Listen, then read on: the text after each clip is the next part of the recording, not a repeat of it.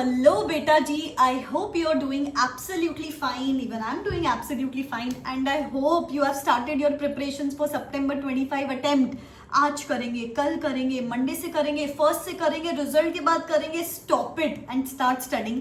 Because दिखने में लग रहा है कि बहुत ज्यादा टाइम बचा है बट इतना टाइम नहीं होता है. तो to avoid any regrets later please चालू कर दो. बुक तो उठाओ, 2 घंटे से ही शुरू कर दो but please start. And I know many of you बहुत अच्छे बच्चे हो, बहुत गुडी डिसिप्लिन्ड बच्चे हो and you have started your studying and you have started with the first reading. तो फर्स्ट रीडिंग एग्जैक्टली कैसे करनी है and how is this first reading very crucial.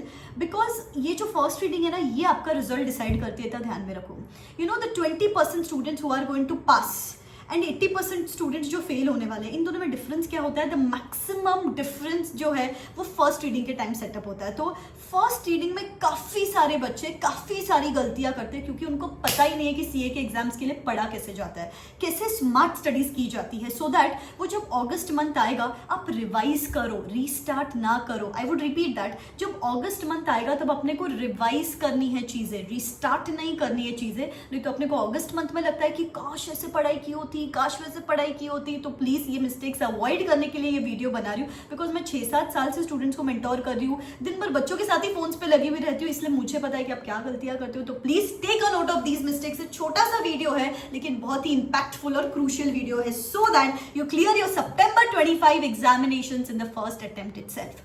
Number 1 गलती, you do the things for the sake of completion, not for the sake of understanding. अभी I only say you कि बेटा target setting करो, आज ये चैप्टर करना है, कल ये चैप्टर करना है. You need to plan every single second of your day. 100% बेटा करना है target setting.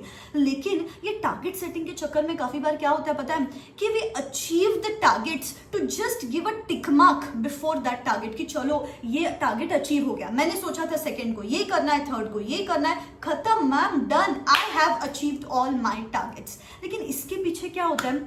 We do the studies for the sake of doing it. अभी रिसेंटली एक मेरी मेंटोरिंग स्टूडेंट है, कल वो मेरे पास आई, मैंने उसको एक टारगेट दिया था कि 15 तक अपना ये अमालगमेशन चैप्टर खत्म हो जाना चाहिए. फिर कल उसने मुझे बोला मैम हो गया अमालगमेशन. फिर मैंने उसको बोला अच्छे से किया क्या? She said yes, done. फिर just to test her I gave her a test paper दिया एंड कल जब रिजल्ट आया उनको ना 30-40% भी मार्क्स नहीं मिल पाए. फिर मैंने जब उनको पूछा बेटा आपने तो बोला था कि आपका अमालगमेशन डन है, फिर आपको क्यों मार्क्स नहीं मिले? शी सेड नहीं मैम, मैं I was in rush to complete the target. तो शायद जितनी मुझे अंडरस्टैंडिंग लेनी चाहिए थी चैप्टर की उतने तो मैंने ली ही नहीं. So that's where the problem lies. क्या होता है ना, काफी बार ये we do the things for the sake of doing it and then बाद में जाके रियलाइज होता है कॉन्सेप्ट्स की तो क्लैरिटी ही नहीं है, मुझे तो ये पूरा चीज एब्जॉर्ब ही नहीं हुआ है, बस खत्म करने के लिए खत्म कर दिया. तो बेटा प्लीज थोड़ा 2 घंटे एक्स्ट्रा लगने दो, थोड़े ब्रेक्स कम मिलने दो आपको, लेकिन do it properly. The first reading is not about just completion, it is about setting a foundation for your second third readings ahead. तो प्लीज बेटा focus upon understanding, not just focus upon just finishing the target. So that's the very first mistake which you commit. Second mistake जो बच्चे करते हैं that is passive reading और passive lecture watching. अभी lecture का जमाना है, सब कुछ ही डिजिटल हो चुका है. तो आप कभी एग्जाम ओरिएंटेड देख रहे हो, कभी फास्ट ट्रैक देख रहे हो, कभी मैराथन देख रहे हो, और आपको क्या लग रहा है पता है? सबकॉन्शियसली आपके दिमाग में तभी डोपामिन रिलीज हो जाता है, यार मैम मैंने सीएफएस का लेक्चर देख लिया, खत्म, कहानी खत्म, मेरी पढ़ाई ही खत्म. बेटा ऐसे पढ़ाई होती है क्या?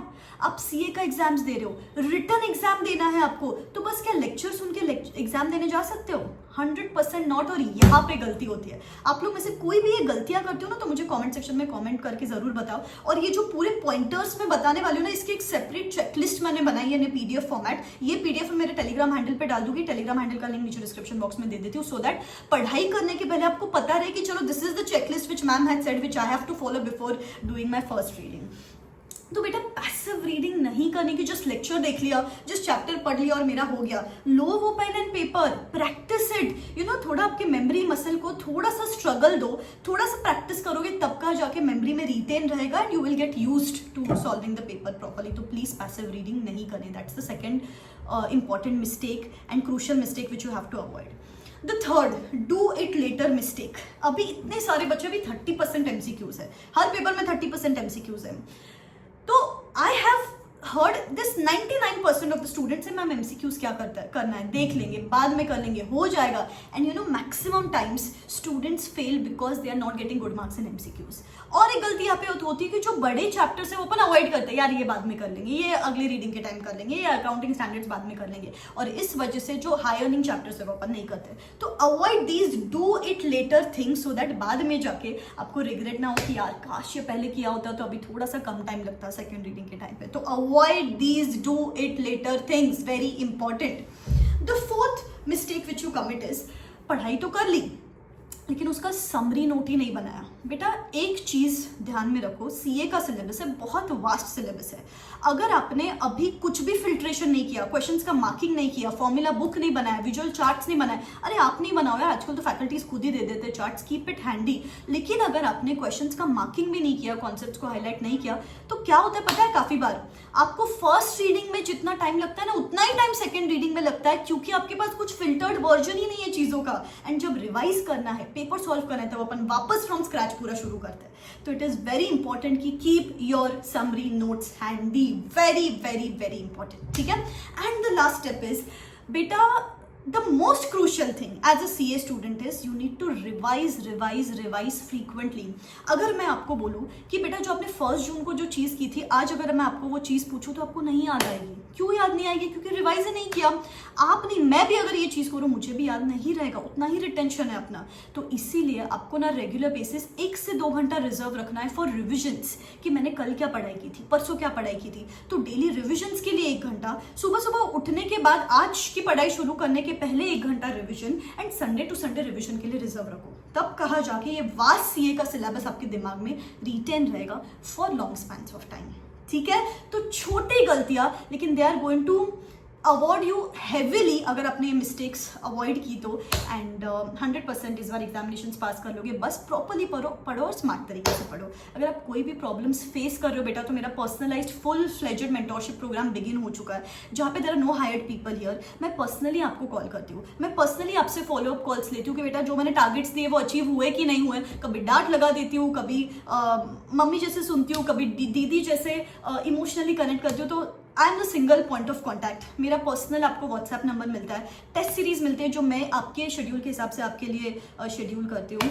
तो बहुत यूजफुल रहेगा आपके लिए. If you need somebody to share this journey with, आप अकेले फील करते हो, you don't know how to move ahead, तो बहुत लिमिटेड स्लॉट्स बचे अभी मेंटोरशिप प्रोग्राम के. डिस्क्रिप्शन बॉक्स में लिंक है, you can go and check it out. The entire thing is start studying, very important. 2 months left ahead. समझेगा भी नहीं कैसे चले गए दिन, तो उसके पहले कि you just restart your preparations later, बाद में अपने को रिवाइज करना है, उसके लिए अभी प्रिपरेशंस अच्छे से स्मार्ट तरीके से करनी है. ठीक है.